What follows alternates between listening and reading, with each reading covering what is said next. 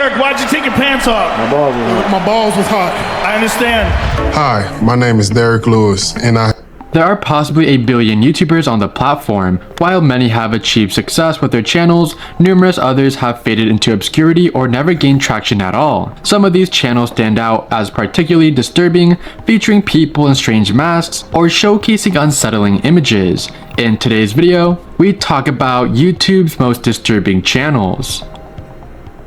I'm gonna make this intro very short, but thank you for all the continuous support, and I am back from my little small break, which I didn't really announce. Haircut. Kitty, you good? Oh, she's good. She's just sleepy. In the first place, but follow me on all my social medias, and let's get straight into this video.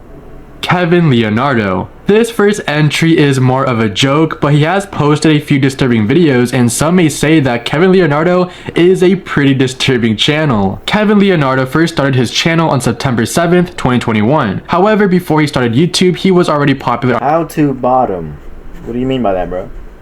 on TikTok, where he would tell stories about his past significant others. Kevin was a relatively small YouTuber until he posted his most viral video yet. On June 25th, 2023, Kevin would post a visual guide on how to remove butt hairs, where 3 seconds into the video, he goatees himself and flashes the camera in 4K. This video is not censored at all, and you do see everything. This video also surpassed 50 million views and went viral all over social media due to its shocking content. Although this video that had to have been removed, right?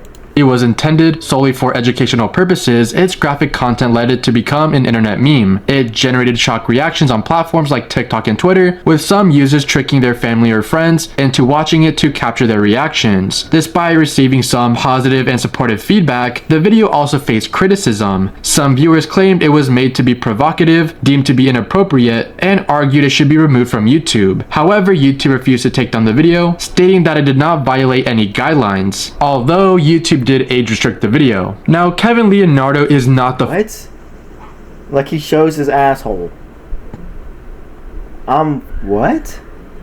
first person to make these educational videos, because in middle school I do remember being shown these type of videos in sex ed. So Kevin Leonardo is not the first person to do it, and this has been a thing for many years. Now, to be fair, we did not look at removing butt hairs back in middle. So he shows his asshole. I'm confused. Like, is this real? School, but you get what I'm trying to say. However, I do believe that people don't take Kevin as seriously due to the fact that he does make a lot of jokes in his videos, and due to his jokes, people don't take him seriously compared to actual graphic educational content creators. For example, after he received backlash from the Nair hair removal video, he made a parody apology video of Colleen Ballinger. That's because this video blew up during the same time as a controversy of Colleen. Recently, a parody apology video. And of course he's singing with a fucking guitar. Because that's how you do an apology. Kevin is receiving more backlash after doing blackface. On May 7th, 2024, Kevin reviewed the brand new Euphoria Dark Night Skin Tint Serum Foundation, which is the darkest foundation. Kevin, who has not made a single makeup video till now, decided to review it, where he covered his face in it. Another controversial thing that he did in this video is that he referred to black people as the blacks. For the record, I'm not talking about Kevin Leonardo to cancel him, because you can't really cancel anybody on the internet, but it does seem that Kevin Leonardo actually, you can. Does engage in this rage bait content, so he's only saying that just to get a reaction out of viewers. No hate to the guy, but damn, dude. His videos are extreme, and yeah, don't view his content. His channel is very disturbing. I don't want to watch his content. Dude looks fucking weird because of the things he shows, and I regret watching the Nair video. He watched it. He saw his butthole. He saw dude's butthole. Case 3, 2, 1.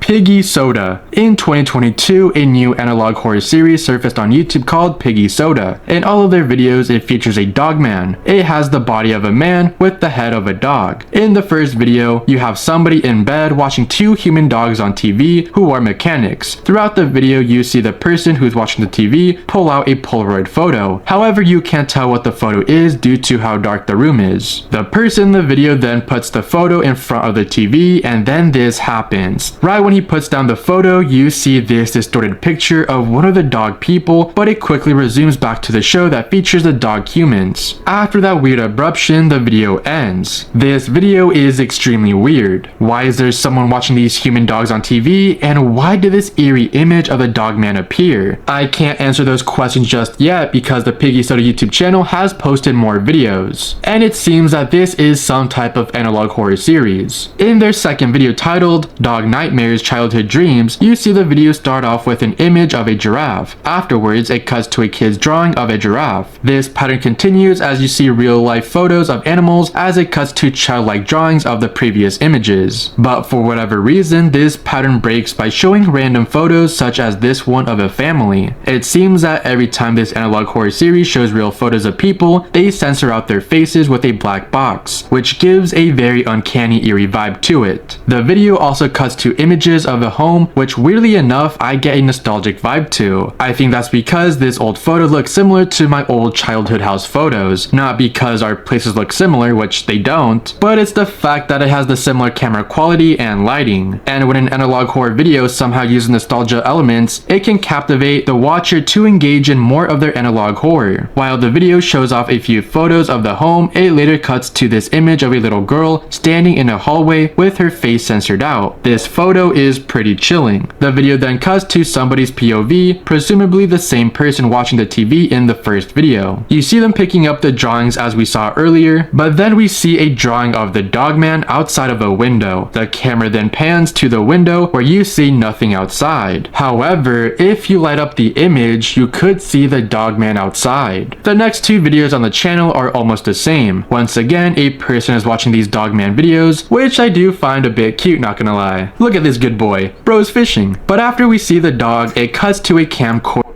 Bro's fishing. Alright. recording from 2009, filming a missing dog poster. On the other video, it follows the same format. We see the show, but this time, the dogs are dressed up as waiters, chefs, and customers. But on the 32-second mark, you see the video glitch. If you go frame by frame, you can see the evil dogman appear for a quick second before it goes back to normal. The fifth video in this series starts off with a dogman dressed up as a fisherman once more. A few seconds into the video, it once again cuts to a camcorder recording, but this time it shows somebody putting up missing dog posters on a tree, and it is revealed that the dog is named Bailey. We then see something new. A note is revealed to us saying that somebody is calling the number on the missing dog poster, but it's quiet on the other end of the phone. Another note appears on screen saying that they've been gathering a lot of Wegman tapes. This actually answers the question why we are seeing a lot of these dog Wegman? What is that? I plan to archive as many as I can and burn it into one disc. So far, I've managed to get my hands on Mother Goose, but I'm still on search of two shorts. One is of Batty making pottery, and the other is of Batty and Crookie playing baseball. I hope someone has a copy and recorded it.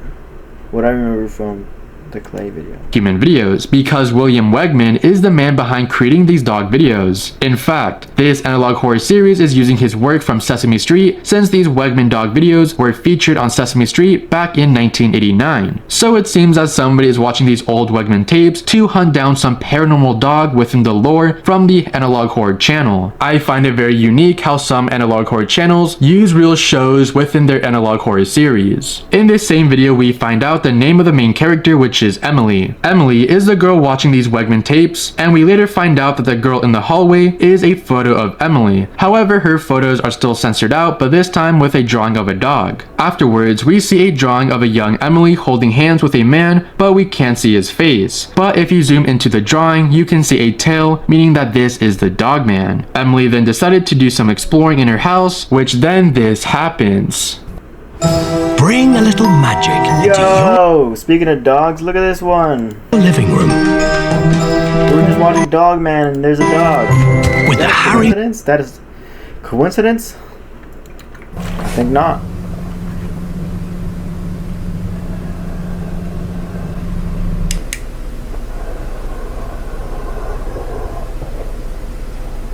That looks animated.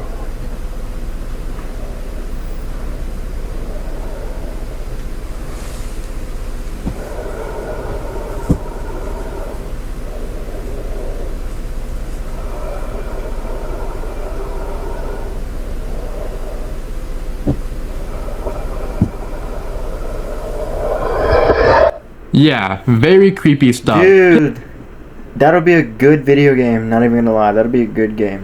Iggy Soda, aka Dog Nightmares, has to be one of the best analog horror series out there at the moment, which I do recommend the watch. And by the way, these analog horror videos are still being made till this day, so the full lore isn't out there just yet, but I do recommend the watch.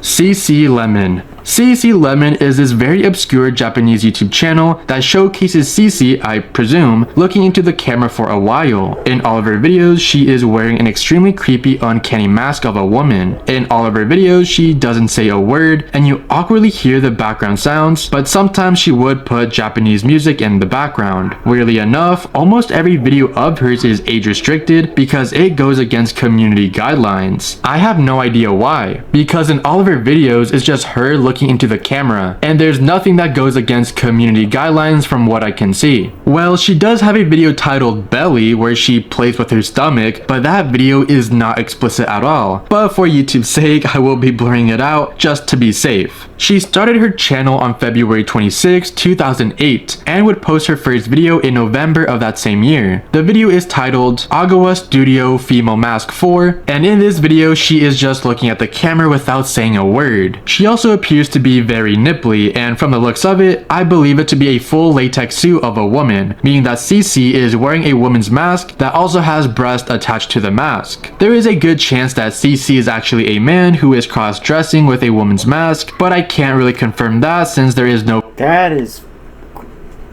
Now that's weird. Is this real? Are these real? People actually do this shit?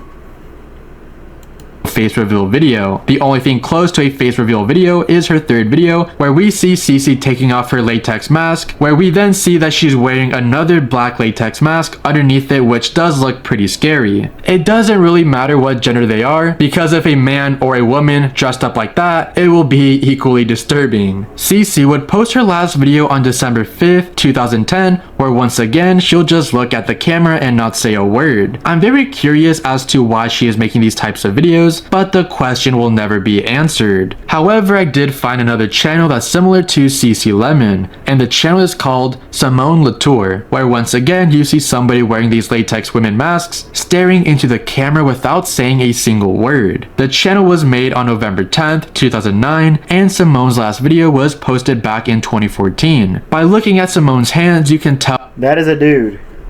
Straight up. That she's much older than CC, and I'll admit that Simone's masks looks a bit more realistic as well. However, it is still very Uncanny Valley-like. I wish I could add on more information about this community on YouTube, but it seems that all channels about this topic are very obscure. I would like to know more about this, but we reached a dead end. Overall, these videos do give me a very Uncanny Valley feeling.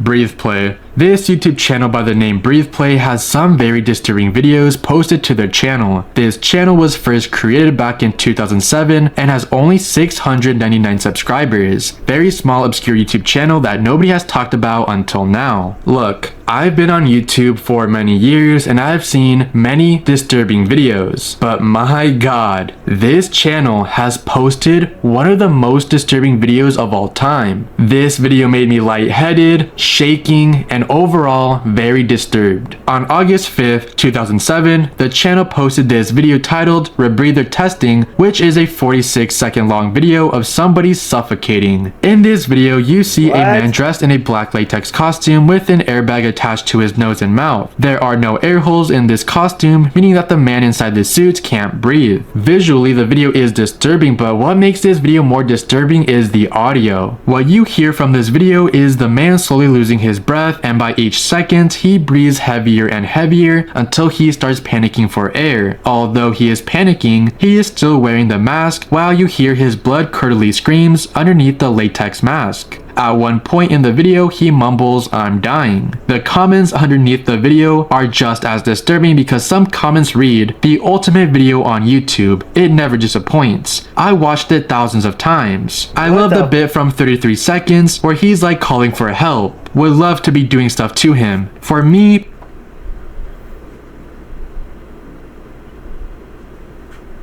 What the fuck do you mean by that? No, what the fuck do you mean by that? My guy, what the was that even a guy?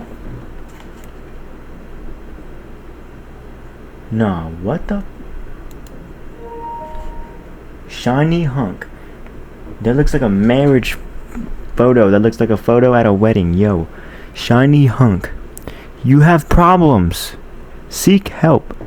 him. For me, pleasure comes from the lack of oxygen, the aching it causes in my lungs. The feeling is indescribable. Nothing can compare to the lack of breath. I have accidentally stumbled upon gore before by some edgy middle schoolers showing it to me when I was in middle school, and I can confidently say that the video that I just talked about is easily comparable to actual gore videos. Although this YouTube video is not gory at all, but it is comparable to a gore video. The same YouTube channel also has two different uploads of somebody wearing a gas mask swimming underwater. For those who don't know, it's extremely dangerous to wear a gas mask underwater, and it defeats the whole purpose of breathing. This whole channel is extremely weird. You got videos dedicated to the lack of breathing and the bizarre comments that get gratification from watching these videos. But why? As you can see, the name of the channel is called Breathe Play, so I decided to copy paste the name onto Google just to see if any additional information pops up. And it turns out that Breathe Play is some type of kink that people have. Breathe Play, also known as erotic asphyxiation, is the intentional restriction of oxygen to the brain for the purpose of sexual arousal. You can do it to yourself or to your partner consensually. This kink is very disturbing and dangerous, and I wouldn't recommend participating in this type of activity. We're not like the others, and neither are you. Yo, that is... what? Okay, that is wild. What is this? We are Sneeze, and we're taking energy drinks to the next level. 14.44. I can't fully show you guys this video because it is extremely gruesome. On October 30th, 2019, this channel called 37.5/6 would post a very strange video titled 14.44. The video starts off like this.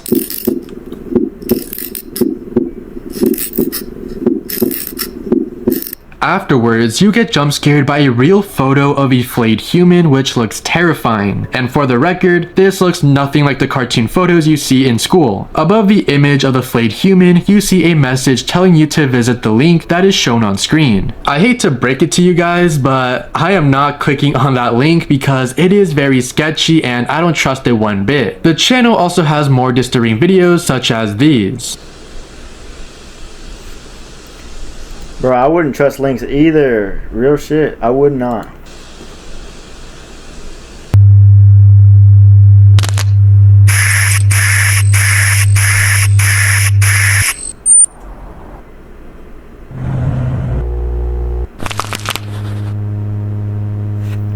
What the fuck?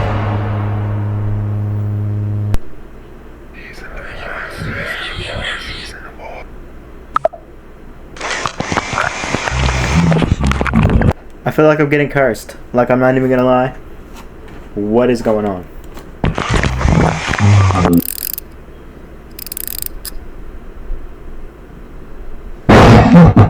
At the end of all of the videos, it flashes the same link. Although I said that I won't be clicking on it, I do have a good theory on what the link contains. As you remember, the video that features the flayed human is titled 14.44, and this could be referring to the 1444 video. The 1444 video is an extremely controversial YouTube video that showcases a man offing himself. The reason why this video is extremely controversial is because YouTube put this video on recommendations, and it got many views. views. Worst part about it is that this video stayed up on the platform for weeks before YouTube eventually took it down. Another important thing to note is that if you read the comments, a lot of people claim to have found this channel through some ordinary gamers. Luckily for him, he does do deep research investigations on the dark web, so maybe Muda actually searched up the link. Sadly, it seems that Muda may have deleted the video where he talked about this channel, because I spent hours going through his older videos, skimming through them, to try and find him talking about the Flayed Man video, but I couldn't find anything. Plus, Muda is no stranger on deleting some of his videos, which he has done in the past. If anybody knows what the link contains, please let me know in the comments below, but I do want to state that I don't recommend anyone to actually search up the link because something bad could happen. I legit don't know, so I don't encourage any of you guys to click on the link. Be safe out there.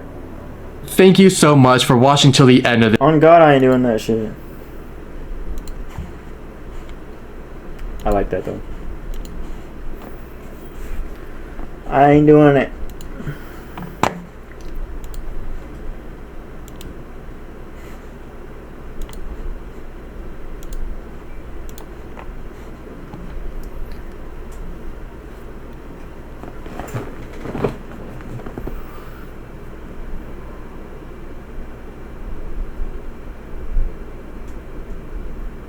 Oh, we can watch YouTube's most mysterious videos. YouTube's most mysterious videos. Another one. Let's go. What happened?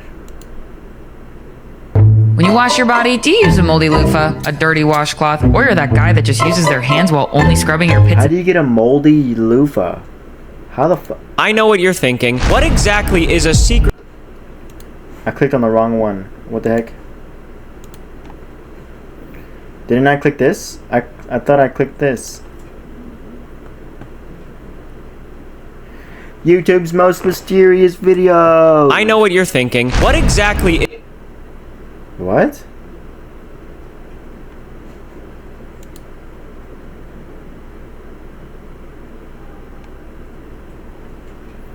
I know what you're thinking. What exactly? I'm cursed. I'm actually cursed. No, seriously. What?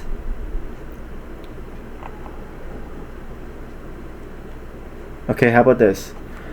Unreal aired. Disturbing lost media. I swear to God, if this doesn't play and it plays Ryan Trahan, we're cursed. The year is 1970. Wait, what's wrong with this video? YouTube's most mysterious, bro. What? The year is 1970. The television industry is at its all-time high, and riding off its success is a genre of entertainment that has already begun to bloom. Television game shows. 3 people will compete today on Jeopardy! Yo. If we look into this era of game show history, we see exponential growth of famous shows back such when as people were named Susan and Ed. Yo, that's crazy. Family Feud, Family Feud.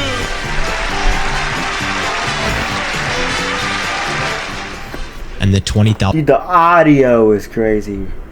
Pyramid.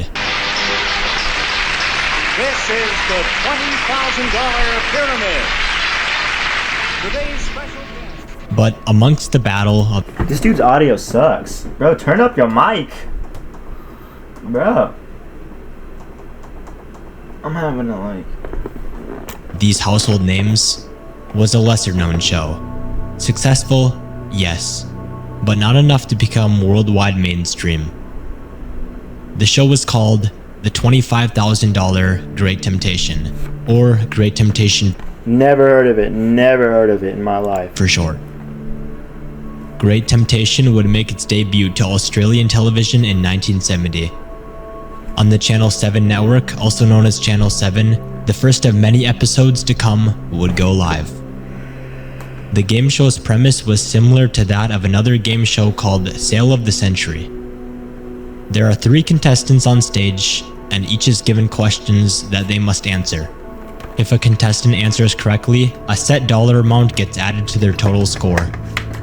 With this money, the contestant in the lead can make small purchases throughout the show, or a more risky option was to save up your money, and if you win, you will receive a major prize at the end of the show. In the following months after this show's premiere, they would begin to film episode upon episode. Up until this point, the production of these episodes would go almost uninterrupted, until disaster struck. Thank you very much, Max Rowley. Evening all. Welcome to the show. $25,000 I hope it don't show anything that I'm not supposed to show. Great Temptation. $25,000 Great Temptation. 25. It's somewhere in 1970. On this particular day, they were filming an upcoming episode for Great Temptation. As usual, there were 3 contestants, one of them being a woman named Valerie, and the other 2, unknown. The host of the show, Tony Barber, began to ask questions, and in short time, Valerie had taken the lead. Despite attempts by other contestants to overtake Valerie, she remained in the lead throughout the whole duration, and it looked as if she was going to be this episode's winner. Once the show had reached its end, the host Tony would announce, "Congratulations, Valerie, you've won." In a matter of seconds after this, her body went limp and fell to the ground. What? She had a heart attack. The room went silent. Everyone was confused. Maybe she had just passed out from shock. Regardless, EMS was called to the scene. Sometime later, the floor manager came to everyone with tragic news. She had died. The cause of death to this day is still unknown. Most likely her heart stopped working or something along those lines. This was a tragic ending to the shoot, and for obvious reasons, yeah, it had to have been something with her heart. It had to have been. The episode never aired. It just sat untouched. It's one of those lost media cases where the media should just stay lost out of respect for Valerie and her family.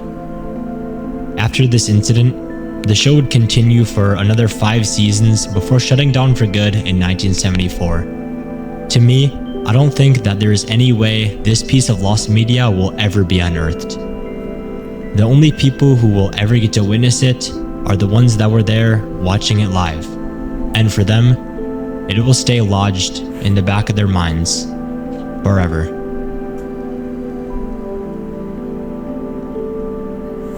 Yo, I'm gonna ask some people about that.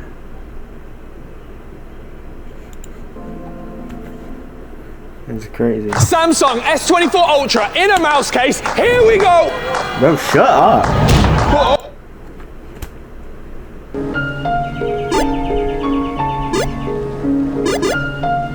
I'm going right. Real spill. Current destination. The void. Get in, boys. We're going to the void. Unprepared. Siegfried and Roy were a German duo that performed various skills live, such as magic and dangerous stunts. They were popular among many for their daring tricks with lions and tigers. These 2 animals are extremely hard to tame, and on top of that, just one wrong move and it could be all over.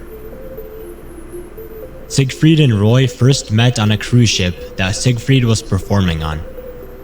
While Siegfried was performing, he asked Roy, who was a staff member at the time, to come up on stage and help him with the performance. Towards the end of the performance, they eventually brought out a live cheetah on stage. For this, they were both fired from their jobs on the cruise ship. Despite this, they realized as a duo they had potential, and stuck together while looking for other job opportunities. In 1960, they landed another job on a New York cruise ship. This new job is where they would really hone their skills of performing with dangerous animals. Over time, as they got better, they started performing all over the world. And in 2003, they would land a performance in Las Vegas. I've never heard of these guys in my life. A performance that would end in pure tragedy. Why does he show a part of his face if he's just gonna blur it? Like, dude, you don't have to do that. You know that, right? Local story that people Just voice over. all over the world are following. For the first time today, Roy Horn's neurosurgeon talked to the media and said it's all but miraculous the illusionist is still alive. The show starts off as usual. Trick by trick, the audience becomes more and more amused. However, around the 45-second mark, tragedy struck. I hate that. One of the tigers suddenly pounced on Roy. The tiger then began to maul his neck and drag him off stage.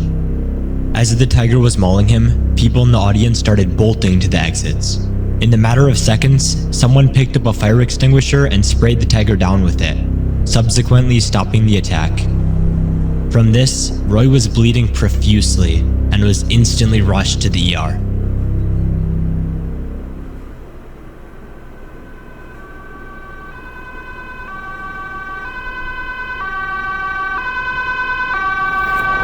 Yo, that is crazy though. Damn. You doing this for years, and then the one time the tiger was just like, I ain't having it, bro. I ain't having it today. That is crazy. From the attack, Roy sustained permanent impairments to his motor and verbal abilities. He was also partially paralyzed due to a stroke he had during surgery while they were trying to save his life. Did he survive? After this, one of the spokesmen from the event came out and stated, if that animal intended to harm Roy, it would have lasted 2 seconds, and there would have been no need for a hospital. If we look at it this way, we can begin to realize that the man was pretty lucky. If the tiger really wanted him dead, he would be dead. This incident made news headlines all across the world, and with this exposure came many films created about it. In 2004, shortly after the incident, the Discovery Channel aired a show called Anatomy of a Tiger Bite, which used Roy's incident as the main example. The show included a 3D recreation of the attack that was created with the use of audience testimonies. And then in 2019, a documentary by ABC called Siegfried and Roy Behind the Magic was created that goes over just about everything you need to know about this case. These are just 2 examples of the publicity it received. Online, there is no footage of this attack. Not a single person in the audience was filming. However, in 2003, yeah, I would assume so. Unbeknownst to the public, administration of the show had cameras rolling the whole time. These cameras captured just about everything. The moment the show started, the tiger attack, Roy getting dragged off stage, the audience freaking out, absolutely everything. Out of respect for Roy, these tapes were never released, and probably will never be released. But out there somewhere, they exist. The tapes of a man getting mauled by an animal that he had trained with for years. An animal that he trusted with his very own life. But it was a fucking tiger. Bring a little magic into your living room. It's 2006. A SWAT team sent by Dateline NBC's To Catch a Predator is getting ready to bust open the doors of a house that belongs to a 56-year-old man. The plans on his arrest are based off a sexually charged conversation online between him and a supposed 13-year-old boy. The man's name is Louis Conrad. Besides being he's a district attorney in the state of Texas, well respected among his community. So it would come to everyone's surprise who he really was behind closed doors. It all started when Louis began having a conversation online with one of the show's decoys. This conversation continued for a good while, and plans for him to show up at the Sting house were arranged. This never happened. Planned. Dude got Vitali'd. Yo. No. So, Dateline decided, instead of him coming, they will come to him. In the state of Texas, an explicit conversation with a minor is illegal, so a search warrant was successfully issued. Yeah, it should be illegal everywhere. What do you mean in Texas? To his property. And on the 5th of November of 2006, Dateline's team and the local police show up to Lewis's house. Upon knocking on the door, there is no reply. Inside the house, a TV and a computer are on. With this information, police suspect that he's inside hiding. So, a SWAT team is called. After a 45-minute wait, the SWAT team arrives. There is still no sign of Lewis inside, so they decide to bust open the doors. The SWAT team begins to clear room after room, and out of nowhere, Lewis runs into the hallway with a pistol in hand, repeats the words, "I'm not gonna hurt you," and takes his own life.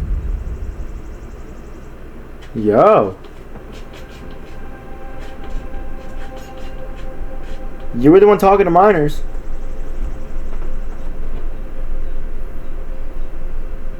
He laid there lifeless in the hallway as the SWAT team watches on. Outside, everyone is confused, wondering what that loud cracking noise they just heard was. After about 5 minutes, the SWAT team emerges, and soon, everyone is notified about what happened. Lieutenant Adana Barber of the Murphy Police Department comes out and tells us what happened. As they made entry, they confronted the suspect. I believe he was in the hallway, and he told them he wasn't going to hurt them, and then shot them in the head. And he had a pistol in his hand. Small caliber. The local police were surprised at this sudden turn of events because most of them knew this man personally and never thought in a million years that he would take his own life. This was a major slip-up on Dateline's part, and following these events, the show would be subsequently cancelled in 2007. Today, everything surrounding this case has been made public, such as Dateline's footage. In the early 2000s, dude, you never knew what anyone was thinking. The chat logs between him and the decoy, and even the crime scene photos. But there is one piece of media that still has not been released to the public, and that is the audio recording of Lewis's final words and the shot that ended it all. Because this audio tape was never released, we will never be 100% sure on what his final words were. Most people that witnessed it recall him saying something along the lines of, "I'm not going to hurt anyone." But given the circumstances, nobody could really recall exactly what his final words were. This piece of lost media— well, if everyone's fucking saying the same thing, then you would assume, right? Most likely never surfaced the internet. The only people in possession of it are the local PD and Dateline NBC's crew. So, it's still out there somewhere. Yeah, and it's sitting untouched as one of the most disturbing pieces of lost media we have ever seen. Look at this one. Disturbing things I found on the internet. That's by Lazy Masquerade. How many people do this kind of stuff? I'm gonna subscribe. I like that. Yeah, that's crazy. Yo, we're gonna end it right here. Yo, thank you for watching. Thank you for being here. Thank you for sticking around. Thank you for everything. And remember that you are loved. You will be loved. If you are not loved into your household, then I love you. I don't care. And remember, if you want to be something in life, always chase it, because it's not going to chase you. You can do anything you put your mind to. If you want to be anything you want, do it. Go ahead and go for it, because nobody's going to stop you. And if somebody tries stopping you, then they don't believe in you, and it's fuck that person.